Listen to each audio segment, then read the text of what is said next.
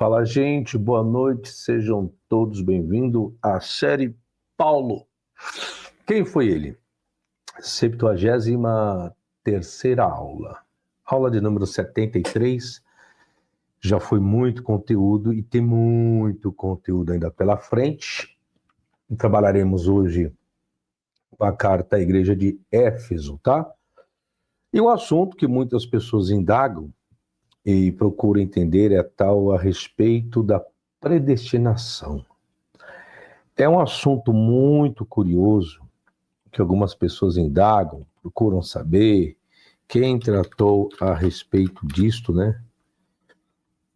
Predestinado, predestinação. Se nós formos pesquisar essa palavra, exemplo, predestinado, ou predestinados, ou predestinou, nós vamos encontrar isso nas palavras de quem?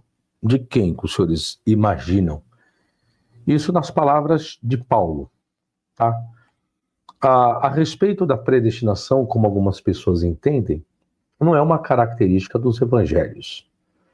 Tanto que a palavra predestinou, predestinação, e os seus sinônimos, eu posso até inserir aqui algumas palavras, predestinação, predestinados, segundo a Ara Almeida Revista Atualizada, uma atestação, predestinou, predeterminado, predeterminaram, predições. Bom, aí já sai fora um pouquinho, né? Então, predestinou 3 atestações, sendo elas Romanos 8:29, Romanos 8:30, Efésios 1:5.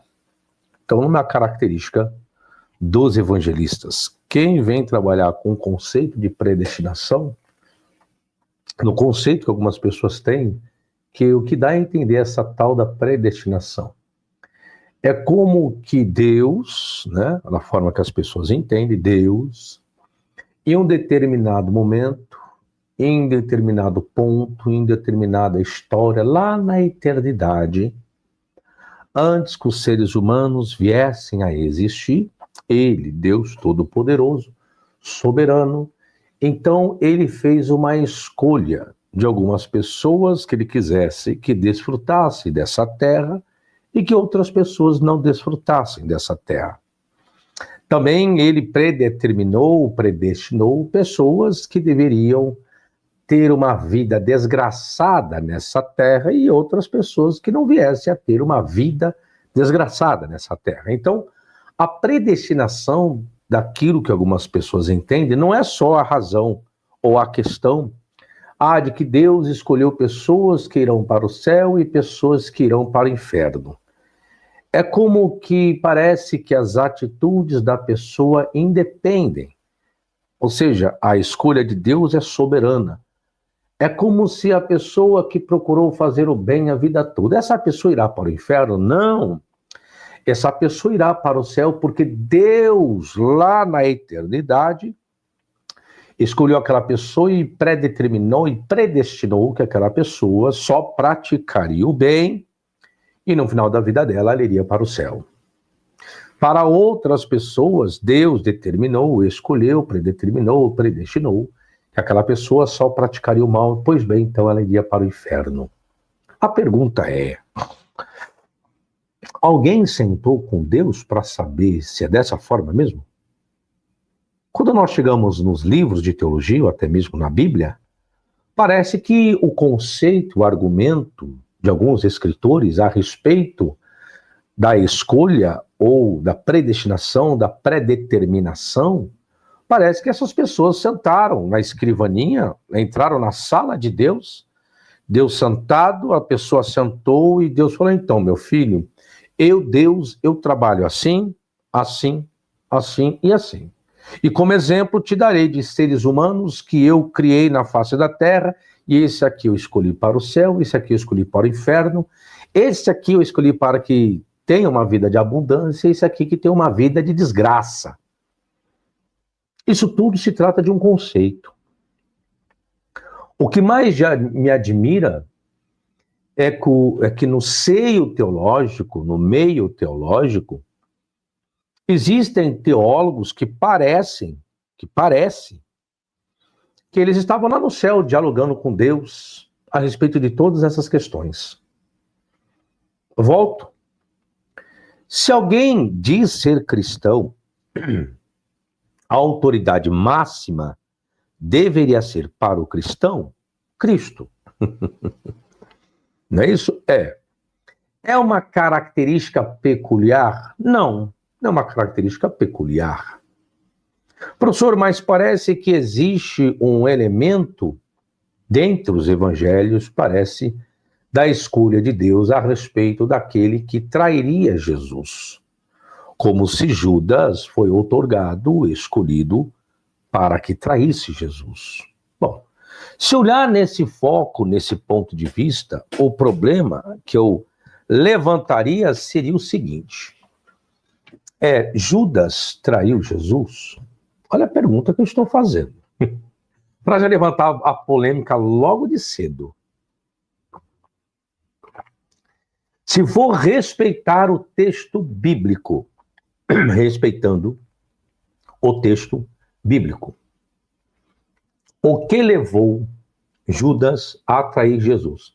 Deixa eu pegar o texto áureo aqui, porque eu vou trabalhar hoje, e depois nós vamos voltar para esse assunto de Judas, tá? Trabalhar com Paulo, conforme a série. O texto que farei uso é Efésios 1:4, não somente esse, tá? Efésios 1:4 e Efésios 1:5, que vai usar a palavra predestinou. Mas aqui já fica fácil de entender a predestinação, porque Paulo vai trabalhar com a predestinação para filhos de adoção. Então, pessoas foram predestinadas para um propósito. Qual propósito seria esse? Filhos de adoção por Jesus Cristo, para si mesmo, segundo o beneplácito de sua vontade, tá? Mas tem a questão da escolha. Paulo diz assim: como também nos elegeu nele, antes da fundação do mundo. Preste bem atenção nas expressões. Para que fôssemos, propósito, santos e irrepreensíveis diante dele em amor. Paulo, na parte introdutória de sua carta à igreja de Éfeso, tratou a respeito de Deus ter escolhido pessoas antes da fundação do mundo. Mas isso se trata de uma verdade ou apenas um conceito? Lembra que eu sempre digo? Porque está escrito na Bíblia é a verdade? Lembra, na aula de ontem? Para que eu tenha algo como a verdade, necessariamente tem que existir a continuidade daquilo. E quando você adentra ao campo do abstratismo, um exemplo do campo abstratismo, quando ele diz assim, ó, nos elegeu nele antes da fundação do mundo. A pergunta que se faz é o seguinte: Paulo esteve ou existiu antes da fundação do mundo? Paulo viu algo que ocorreu com os seres humanos antes da fundação do mundo? Olha as perguntas que eu estou fazendo. Essas perguntas que eu estou fazendo é em cima dessa expressão que é do campo abstrato. Isso não é uma verdade. Porque para que essa expressão, vou trazer um conceito agora, para que esse conceito de Paulo fosse a verdade, que Deus escolheu pessoas, seres humanos, antes da fundação do mundo, necessariamente alguém teria que ter estado lá para ter presenciado o fenômeno ou fato, para então, depois assim, tê-lo descrito. Só tem um problema? Não, isso não existe. Então, o que nós temos aqui é uma questão de um conceito. E eu não posso chegar diante de um conceito e dizer que um conceito é uma verdade. Tá claro agora? Por quê? Porque entrou no abstratismo. É o campo com ele está lidando. Tá? Então, quando ele diz, como também nos elegeu, esse pronome nos, Paulo está incluso nessa eleição. Nos elegeu nele, na pessoa de alguém, antes da fundação do mundo, para o propósito, para que fôssemos santos, e não apenas santos, e irrepreensíveis diante dele, em amor. Então quer dizer que Deus elegeu pessoas para diante de Jesus serem santos, repreensíveis em amor. E quando foi que Deus escolheu isso? Antes da fundação do mundo. Deus escolheu pessoas para que existissem e estivesse assim diante dele. Só que como eu tenho um pronome nos, e a carta está sendo direcionada para a igreja de Éfeso, e era uma igreja mista, tanto de judeus helenizados ao cristianismo, quanto dos gentios saindo do paganismo para o cristianismo, então o contexto não está falando de várias pessoas, não. Está falando de um grupo restrito. Que grupo é esse? O grupo dos cristãos, da localização de Éfeso. Ou pode ser os cristãos de Corinto, de Tessalônica, de Filipo, de Colosso, e assim sucessivamente. Só que Paulo está dizendo, não, Deus nos escolheu antes da fundação do mundo.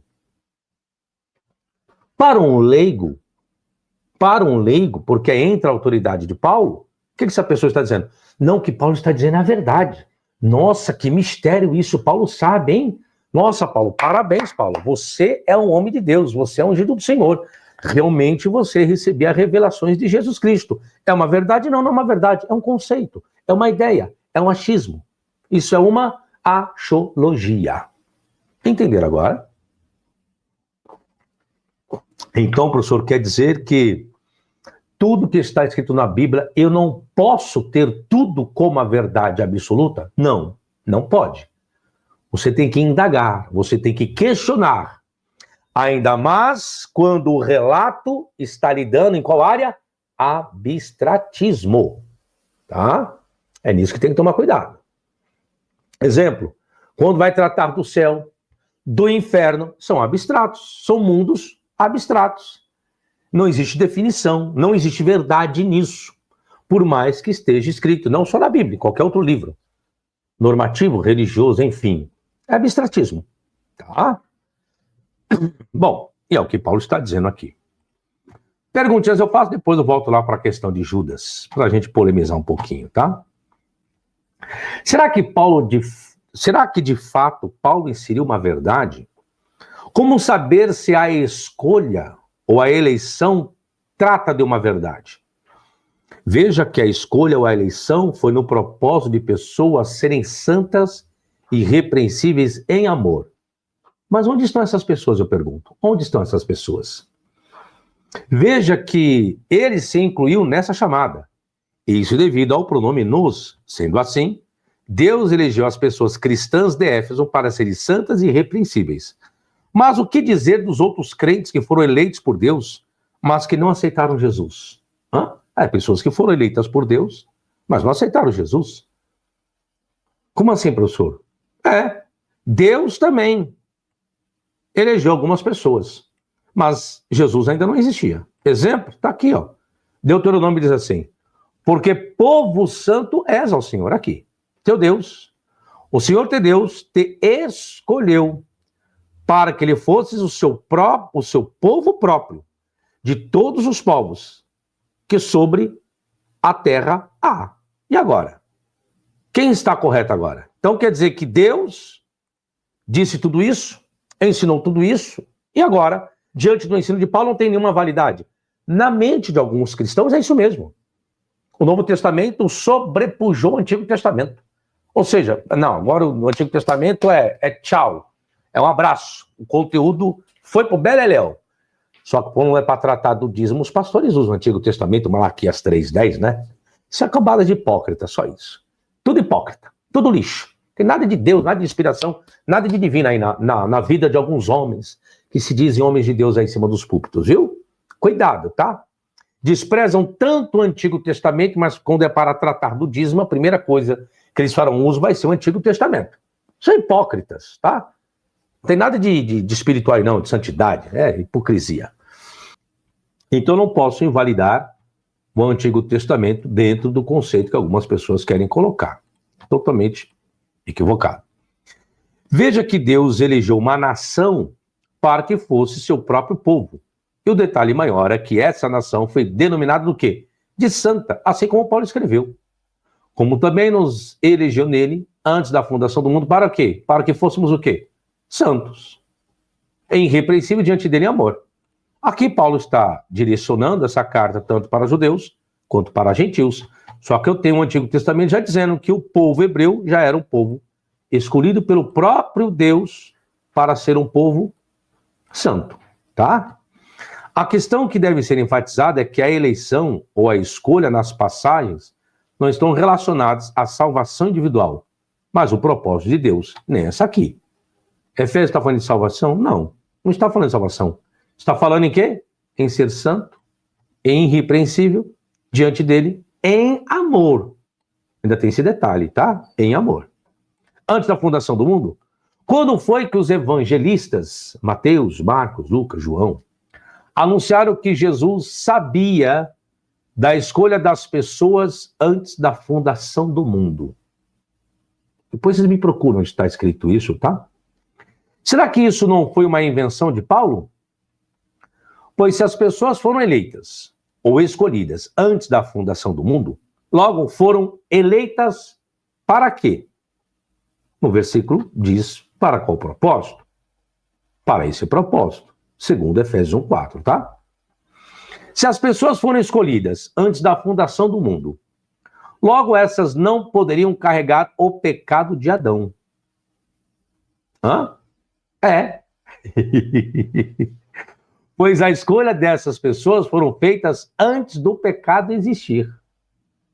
Logo, para dizer que todos eram pecadores, então deveria dizer que Deus escolheu uma pessoa e não as pessoas.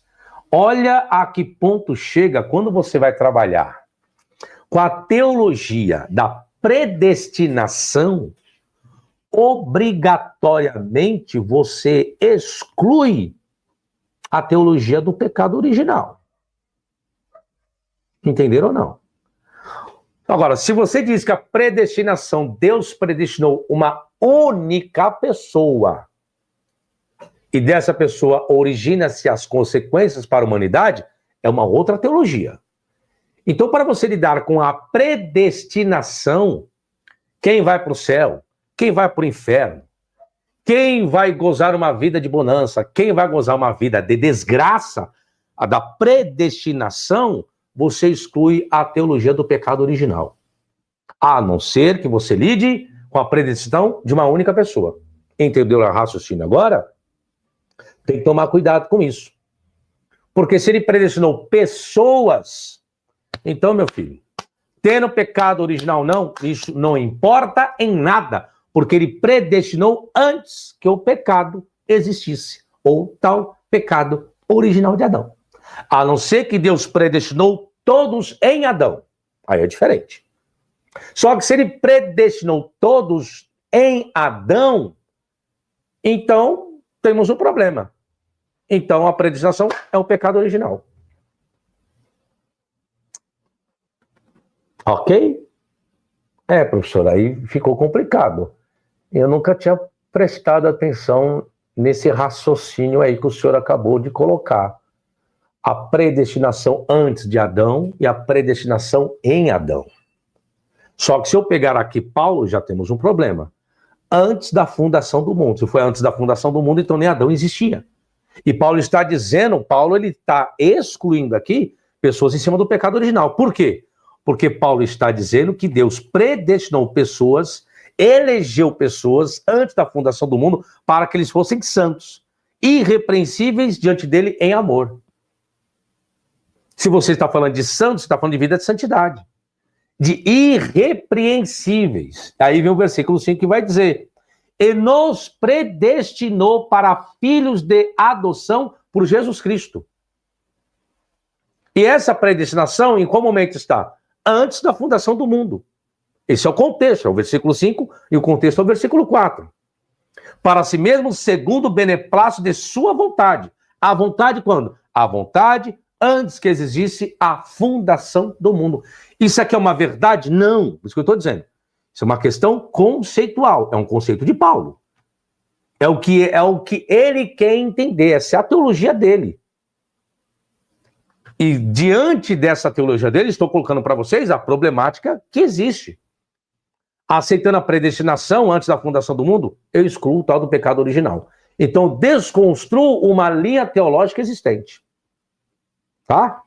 Porque está predestinando pessoas e não uma pessoa. Continua o esboço. Vamos lá?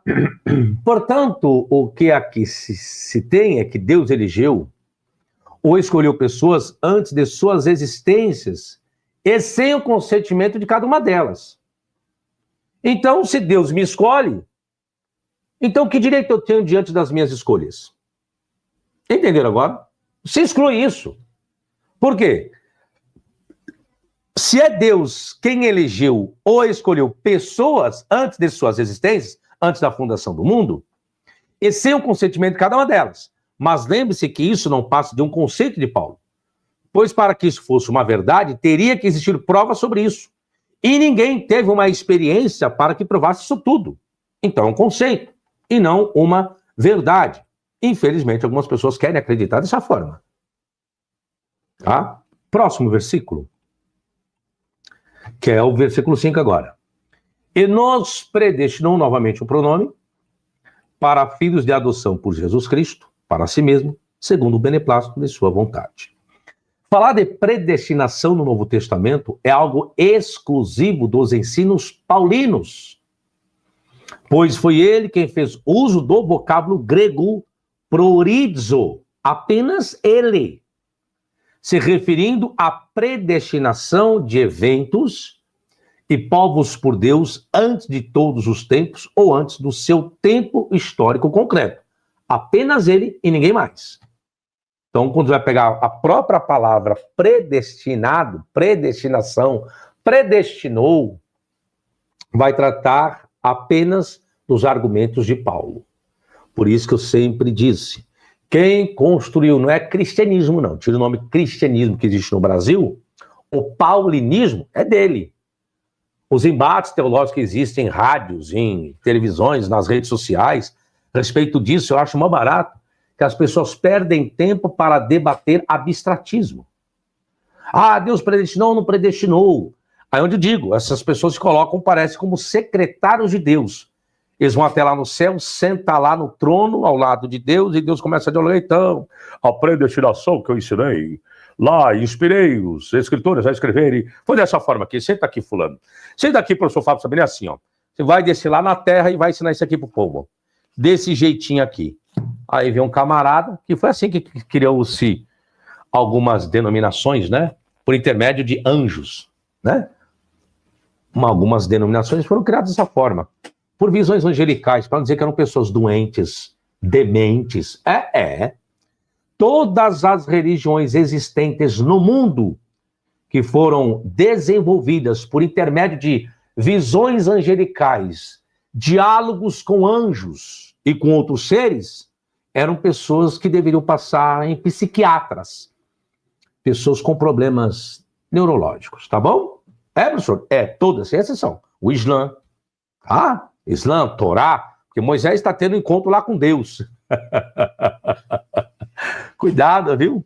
Cuidado com alguns pregadores aí que estão vendo um anjo, com um na mão, estão ouvindo Deus falar com eles audivelmente. Isso aí chama-se esquizofrenia. Precisam de tratamento essas pessoas, tá bom?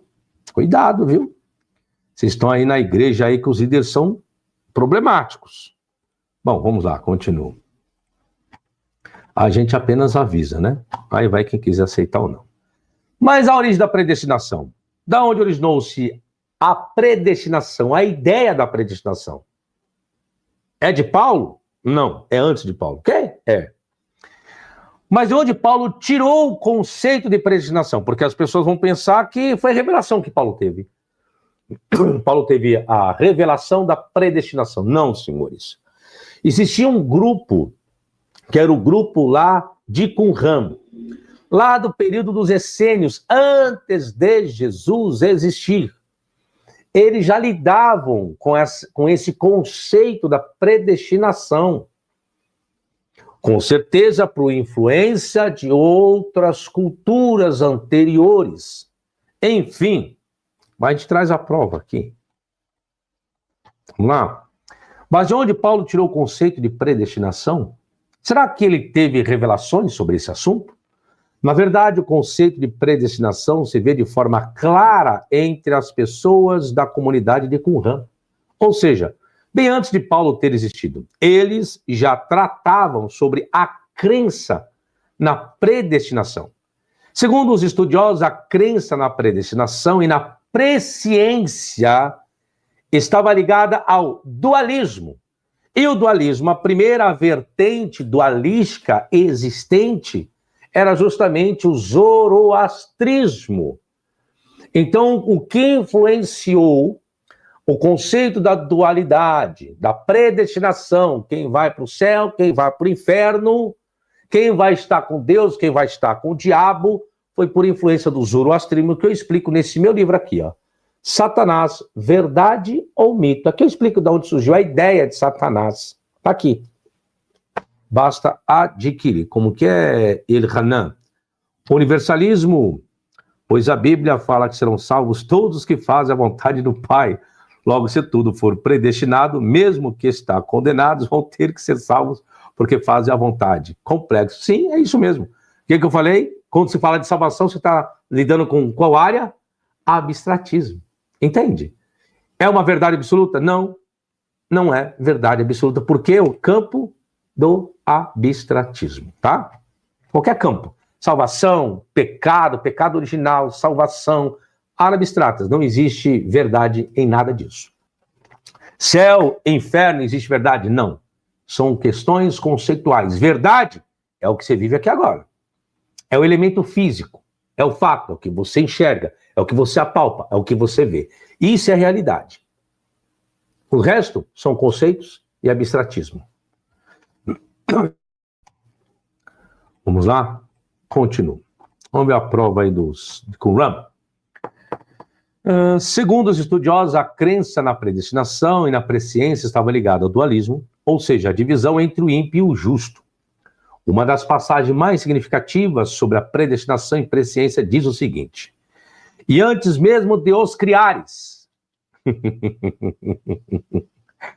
tu conhecias todas suas obras para todo sempre, e sem ti nada pode ser realizado, nem se tornar conhecido, exceto por tua vontade. Os hinos existentes, né, primeira caverna de Qumran, os hinos existentes de 7 a 8. Os estudiosos informaram que o destino humano é abrangente em Qumran, ou seja, tanto o destino dos justos como dos pecadores já foram determinados por Deus desde o nascimento, conforme se vê em outros manuscritos de Qumran, antes de Paulo e Jesus existirem. Diz assim, um dos manuscritos: eu sei que em tuas mãos está o propósito de todo o Espírito e a sua obra que estabeleceste antes de o criares. E como pode alguém mudar as tuas palavras? Tu somente criaste o justo e desde o ventre o estabeleceste para o tempo determinado da tua vontade, para que observe a tua aliança e ande em todos os teus caminhos. Predestinação. A escolha de Deus, a presciência de Deus, a eleição de Deus, a escolha de Deus, a predestinação de Deus antes de tudo, para que esse homem observasse a aliança de Deus e andasse em todos os caminhos do Senhor. O justo. Outro manuscrito de Qumran: e tu criaste o ímpio. Quem criou? Deus. Nos períodos da tua ira, e desde o ventre o separaste para o dia da matança. Porque andam por um caminho que não é bom. Através do mistério da tua inteligência, os estabeleceste para exercer sobre eles grande juízo. Ou seja, é da onde Paulo vem trabalhar com os vasos de honra, vaso de desonra, o justo, o ímpio, o céu, o inferno. Conceito dualístico. Esse antagonismo dualístico veio por influência do zoroastrismo, senhores. Isso eu explico nesse meu livro, por isso que eu falei. Adquira o livro do professor Fábio Sabino, para os senhores entenderem melhor as coisas. A origem de tudo, para não pensar que tudo é revelação, inspiração. Não, senhores, pelo amor de Deus, vocês vão ficar malucos. Vão ficar loucos. Não tem nada de revelação aí não, são adaptações. Tá? Então esse conceito de céu, de inferno, que vai para o céu, que vai para o inferno, que Deus predestinou, Deus é a presença de Deus, que Deus escolheu, que Deus é a religião da fundação do mundo, isso já era existente lá atrás. Aqui, ó, lá atrás. O que Paulo está fazendo é a incorporação de um conceito que lhe antecedeu. Pegando esse conceito como uma verdade, porque Paulo gosta de lidar com o quê? Com abstratismo. E tá sim de teólogos hoje, ó, tá sim. Quando você cria um debate aí para falar de salvação, predestinação, Espírito Santo, dons, meu Pai do céu. O que tem de conceito se passando por verdade não é brincadeira não, o que mais tem. Conceitos passando por não, porque eu penso, porque eu acho, porque Deus pode. Quando entra nessa linguagem espiritualizada, porque Deus pode, a pessoa está se colocando como Deus aqui na Terra. Deus pode para todo mundo, Deus só não pode para ele. Já falei, poder de Deus só está nas folhas e nas páginas da Bíblia, que fora dela não existe. Aí já não é conceito, aí é fato, né? Continuo. Vai piorar um pouquinho mais depois, calma, que ainda voltarei em Judas, viu? Voltarei na problemática lá de Judas ainda, tá? Mas vamos continuar aqui com o texto. O que mais impressionou os estudiosos que traduziram os documentos de Qumran foi justamente a ênfase na predestinação. Tanto que o historiador Flávio Josefo agora observou que a seita dos essênios declarava que o destino era senhor de todas as coisas e que nada acontecia aos homens a menos que estivesse de acordo com seu decreto. Olha o que Flávio Josefo, historiador judeu, escreveu. Naquela época, havia 3 seitas entre os judeus que tinham opiniões diferentes a respeito das ações humanas. Uma era chamada de seita dos fariseus, outra de seita dos saduceus e a outra de seita dos essênios. Quanto aos fariseus, eles diziam que algumas ações, mas não todas, dos seres humanos, são obra do destino. E algumas delas estão em nosso próprio poder e que estão sujeitas ao destino, mas não são causadas por ele. Mas a seita dos essênios afirma que o destino governa todas as coisas e que nada acontece aos homens que não esteja de acordo com a sua determinação de Deus. E quanto aos saduceus, eles descartam o destino e dizem que tal coisa não existe e que os eventos dos assuntos humanos não estão à sua disposição, mas supõem que todas as nossas ações estão em nosso próprio poder, ou seja, nós quem decidimos. De modo que somos nós mesmos as causas do que é bom e recebemos o que é mal de nossa própria insensatez. Parece que muitas pessoas hoje estão no conceito dos saduceus. Muitos cristãos estão fora do conceito dos essênios e dos fariseus. Estão mais no conceito dos saduceus. Só tem um problema, cuidado, viu? Que são os saduceus que não acreditam em anjo, em ressurreição, em tantas outras coisas, viu?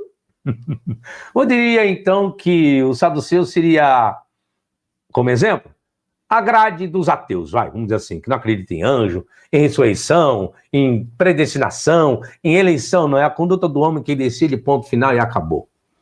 Viu aí agora? Então, são conceitos dos essênios? É o mesmo de Qumran. É o mesmo de Qumran.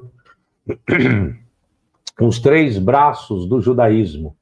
Fariseus, essênios, saduceus, depois vieram outros, né? Os zelotes e tanto outros por aí afora.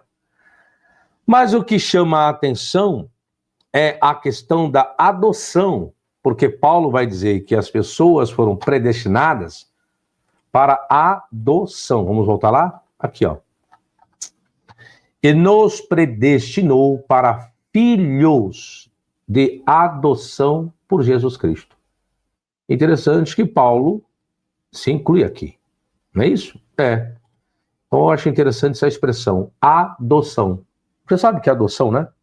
Pessoas adotadas não são filhos legítimos, mas o seu adota. Então é isso que está dizendo. Que nesse caso aqui em Efésios, ele nos predestinou para filhos de adoção por Jesus Cristo, para si mesmo, segundo o beneplácito de sua vontade. Existe um conceito romano a respeito dessa adoção. Entretanto, aqui no contexto de Efésios, a predestinação está associada à adoção, o qual se trata de um ensino único de Paulo, pois, ao que parece, foi empregado pela primeira vez por ele. Mas o que chama a atenção é que a adoção era um termo legal e não religioso. E Paulo provavelmente o derivou da lei romana e não da lei judaica. Segundo os estudiosos, a adoção era um termo retirado do direito greco-romano, que se referia à adoção como filhos daqueles que não o eram por nascimento. Na lei romana, o adotado era tirado de seu estado anterior e colocado em um novo relacionamento de filho com seu novo pai. Tanto que todas as suas dívidas antigas eram canceladas e o adotado começava uma nova vida como parte de uma nova família. Interessante isso, né? Professor, interessante. Então você tem aí o escrito de Paulo, a teologia paulina, na carta de Éfeso, com uma miscigenação em cima da cultura romana, da cultura essênica, que aí eu vou dizer essênica, que veio do zoroastrismo também, a mistura a respeito do dualismo. Então, é difícil de você dizer e entender e afirmar que Paulo aqui escreve por revelação, não tem revelação nenhuma. Então, o que tem é uma miscigenação de culturas informativas incorporadas ao bel prazer pelo escritor para trazer os seus ensinos. Então, a predestinação relatado aqui no conceito de Paulo, por mais que eu pegue a carta de Efésios, ou pegue outros relatos, como Romanos, que vai tratar um pouco mais detalhadamente a questão dos vasos de honra, os vasos de desonra e tantas outras coisas, não foge nada daquilo que ele pegou como emprestado. Tá? Então, se tem é uma verdade, professor? Não, não é uma verdade. É uma questão conceitual. Aprenda isso. Predestinação não se trata de uma verdade. Se trata de um conceito. Porque tudo aquilo que é abstrato não posso dizer que é verdade, mas posso dizer que é um conceito. Conceito é conceito. Conceito não se trata de uma verdade. Para ser verdade, precisa do experimento, precisa da prova, precisa do fundamento, precisa da atestação para dizer que algo se trata de uma verdade, tá? Bom, agora tratando de Judas Iscariotes, vamos lá um pouquinho agora. Vamos pegar um texto lá de Lucas 22:3. Vou abrir a Bíblia online aqui para facilitar meu trabalho. Vamos ver se Judas foi predestinado. Eu fiz uma pergunta, né? O que levou, segundo a Bíblia, Judas trair Jesus? Depois eu vou ler o que as pessoas escreveram aqui, tá? O que levou Judas trair Jesus? Ok. Vamos ver? Lisbeth colocou que era o destino dele. Cadê? Ele ser destinado como filho da perdição. Chegaremos aqui depois, tá? Bom, então que ele foi predestinado. Ok, vamos lá? O que levou Judas Iscariote a trair Jesus? Olha o que diz a Bíblia. A sua Bíblia, tá? Diz isso daqui, ó. Vamos ver? O que levou ele a trair Jesus? Olha o que diz a sua Bíblia. Lucas diz assim. Infelizmente não tem jeito as propagandas. Estava, pois, perto a festa dos ázimos, chamada Páscoa. E os principais sacerdotes e os escribas andavam procurando como o matariam, a pessoa de Jesus, porque temiam o povo. Ok? Olha o versículo 3, que interessante agora. Entrou, porém, Satanás em Judas, que tinha por sobrenome Iscariotes, o qual era do número dos 12, e foi e falou com os principais sacerdotes e os capitães de como lhe entregaria, os quais se alegraram e convieram em lhe dar dinheiro. Agora vem a pergunta. Quem foi que entregou Jesus? Foi Judas ou foi Satanás?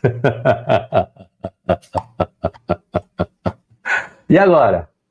E agora? Olha a diferença agora. Caramba, eu sou. Nunca tinha parado para prestar atenção nisso. Essa é a diferença. Aqui você pode ter um impulsionamento. Porque diz o versículo que eu acabei de ler, Satanás entrou em Judas e o conduziu até o povo que queria matar Jesus. Aí eu pergunto, quem foi que entregou Jesus para o povo? Foi Judas ou foi Satanás? Aí eu lhe pergunto, qual a responsabilidade agora de Judas? Professor, vamos pegar um outro texto? Vamos lá. Deixa eu abrir aqui outro texto aqui. Vamos para o Evangelho de João aqui agora. Esse foi de Lucas. Vamos para João. João. Aí vocês gravem aí, depois volta a live aí, tá? Deixa eu pegar aqui. Olha o que João vai escrever também. Olha que interessante isso.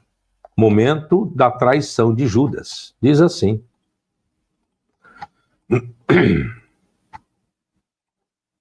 Vamos lá. Ora, um dos seus discípulos, a quem Jesus amava, estava reclinado no seio de Jesus. Então Simão Pedro fez sinal a este para que perguntasse quem era aquele de quem ele falava. Inclinando-se ele sobre o peito de Jesus, disse-lhe, Senhor, quem é? Jesus respondeu, é aquele a quem eu der o bocado molhado. Preste atenção. E molhado o bocado o deu a Judas Iscariote, filho de Simão. Olha o detalhe agora que João vai colocar. E após o bocado, entrou nele Satanás. Disse-lhe, pois, Jesus, o que fazes, faze-o depressa. E nenhum dos que estavam sentados à mesa compreendeu a que propósito lhe dissera isto.